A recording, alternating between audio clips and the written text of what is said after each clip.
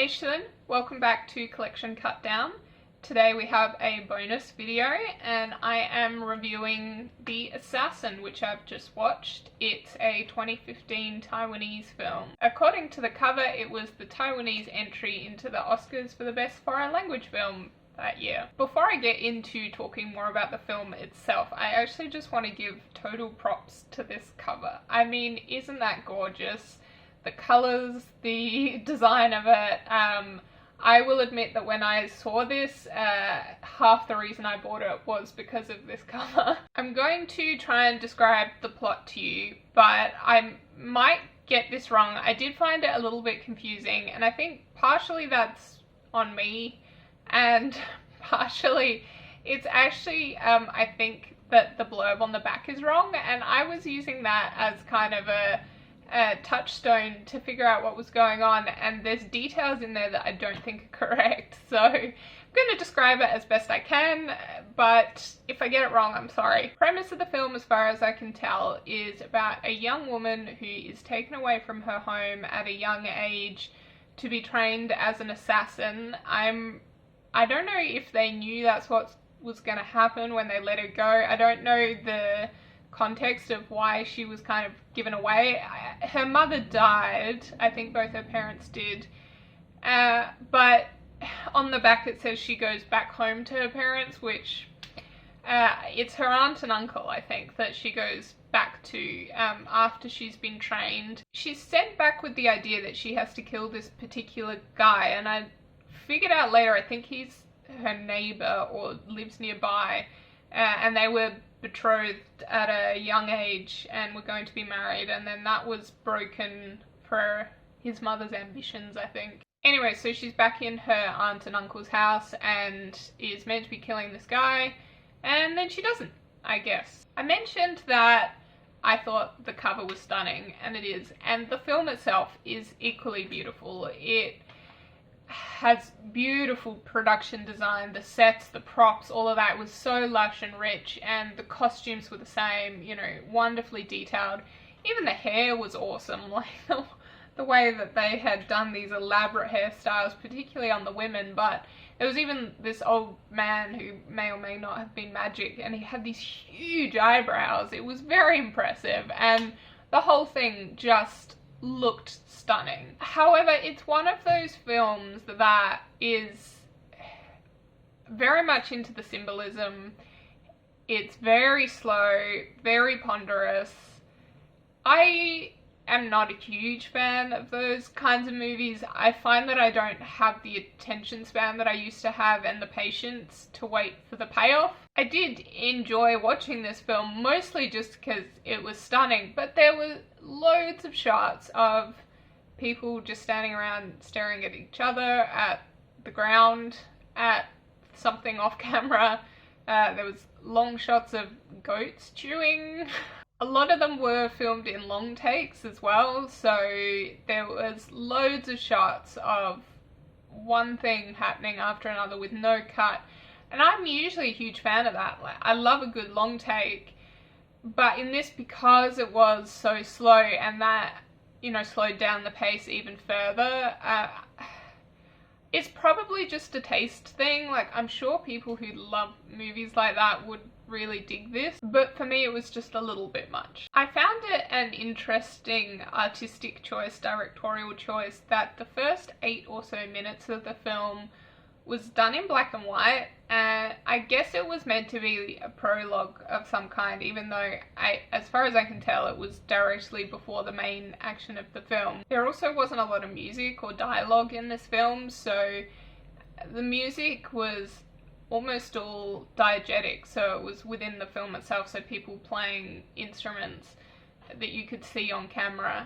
And like I said, there were lots of takes of people staring at each other and scenery and all kinds of things, and there was no dialogue during most of those scenes, and the lead woman I don't think spoke until an hour and a bit into the film. Like, maybe she did and I missed it, but that was the first time that I actually noticed her say something.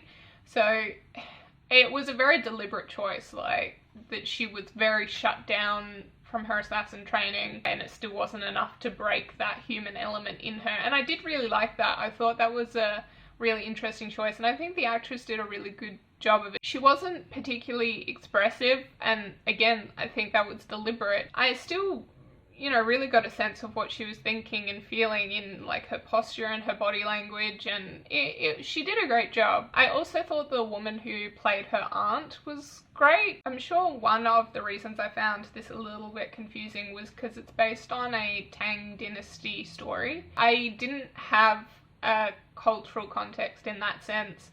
I actually looked up on IMDb and they kind of ragged on Westerners for not understanding the film, and that's a fair cut because I did feel like I was missing something, and they did say that if you weren't familiar with the original story, it's possible that you would have missed stuff in this, and I'm certain there was cultural layers and symbolism that I just simply didn't understand, and that's totally on me. But because of that, I did find that the film lost something for me. One last thing I wanted to mention is that, so this is our main assassin who went away and has come back again, but there was actually a second lady assassin in it, and I'm really into that, like having two lady assassins face off against each other, really in my wheelhouse.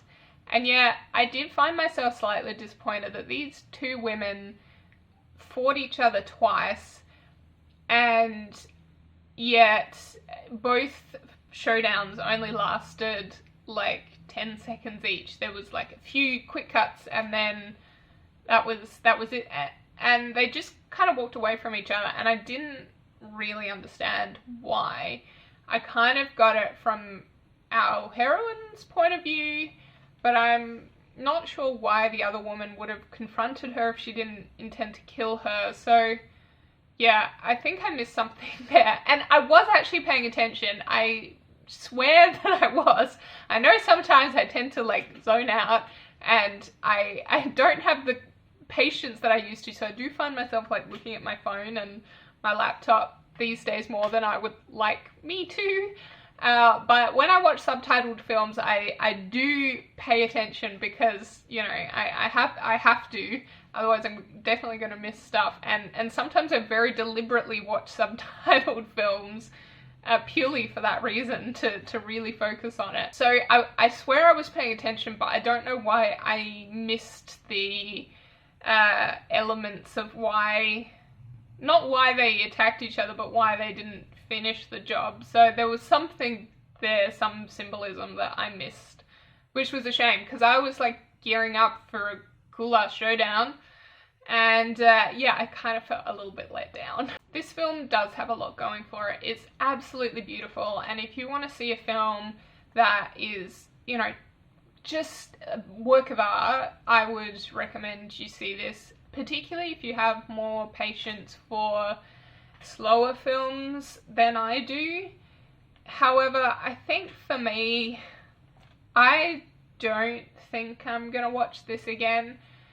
It's hard for me to say because narratively I do feel like I missed a lot, and I love movies about lady assassins and cool women facing off against each other and all that sort of stuff, and yet, you know, I didn't get into this as much as I wanted to. However, I've kept worse movies for worse reasons than it was super pretty.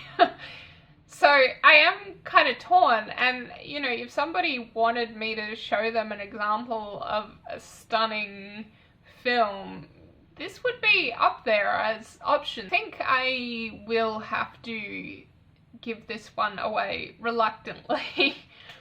Maybe I'll give it to a good home so I can still see it again if I decide that I really do want to see it. I know I've talked about the action a lot, but it's actually kind of, it's a bloodless film. Like, I don't think you actually see any blood throughout the whole thing.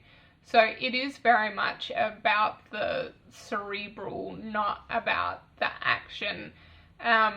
Maybe for my tastes, would have liked a little bit more action, but it's not the film that the director intended, and that's totally cool. I don't think I need this one in my collection, and I'm clearly very hesitant about this. It's a very hard decision, but yeah, I think this one I'm gonna give away, but to someone who's going to appreciate it. Thank you for joining me on another episode of Collection Cut Down. If you've been enjoying these videos, please consider liking, commenting and subscribing so you get notifications of when I put up new videos.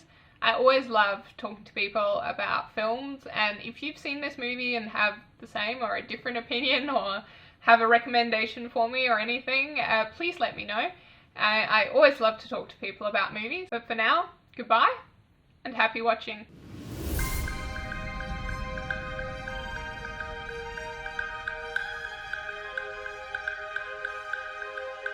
Mm-hmm.